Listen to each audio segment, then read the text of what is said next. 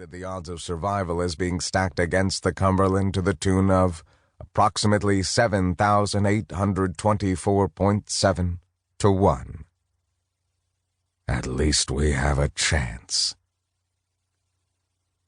"Hotels are steel on our 6 and closing the range," Lieutenant Junior Grade Bartoli announced from tactical a little more than 20 minutes later, his Mobile, Alabama drawl becoming more noticeable as the tension increased. Still came out steel. "Now at 34,000 kills. Closure rate is 773 kills per minute." More important than what Bartoli said was what he did not say, what everyone in CIC knew, that the closure rate was a death sentence. Pounced upon and damaged by the cruisers when she jumped into the system, the Cumberland was no longer faster at sublight than the Krag vessels, which now had a slight speed advantage over the nominally faster destroyer. As a result, the two enemy ships would close until they reached a range of 27,253 kilometers, a nice round number in the Krag measuring system, and each fired a salvo of 6 Foxhound missiles. Although the Cumberland's excellent point defense systems, plus some fancy maneuvering, might manage to destroy, deflect, decoy, intercept, or evade 8 or 9 Foxhounds at a time, 12 would be just too many.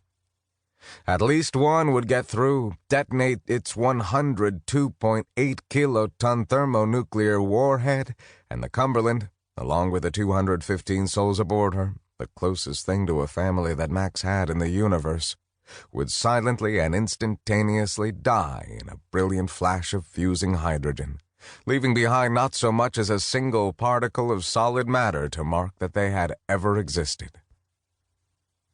Max shook his head. Not today. Today is not a good day to die. Unconsciously squaring his shoulders and jutting out his jaw, Max pulled his seat closer to his console and accessed the controls for the tactical display.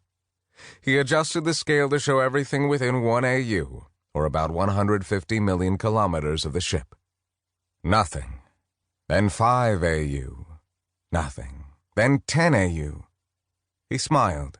Max punched up a voice channel and stabbed the comm button. "Engineering, Brown here." Max always found the engineer's cultured English accent reassuring. "Werner, I know you said that the compression drive was out, but when you said out, did you mean out, or just not available for high C factors over long distances?" A chuckle came over the comm circuit, followed by an English accent that sounded as though it belonged on a fox hunt in Kent. "You want to know whether the compression drive is out. Notwithstanding the inartful phrasing, I do take your meaning, sir. You want to know whether there is any capability for superluminal propulsion at all, no matter how limited it may be. Pray tell, O silver-tongued leader, what did you have in mind?" "I'd like to get to that gas giant, Mengus 6, Max said. "It's only about 7 AU away." 7 times the distance from the Earth to the Sun, only about 1 billion kilometers. Just a biscuit toss. "Come on, Werner." Thinking about ducking into the upper layer of its atmosphere and hiding the ship in the electrical discharges from all those storms? Exactly. But, sir, the way that plays out tactically, that maneuver buys us only another 4 hours or so. What does that get you? Another 4 hours or so. Oh. 5 seconds of silence. He was probably pulling up the tactical display on his console. I see.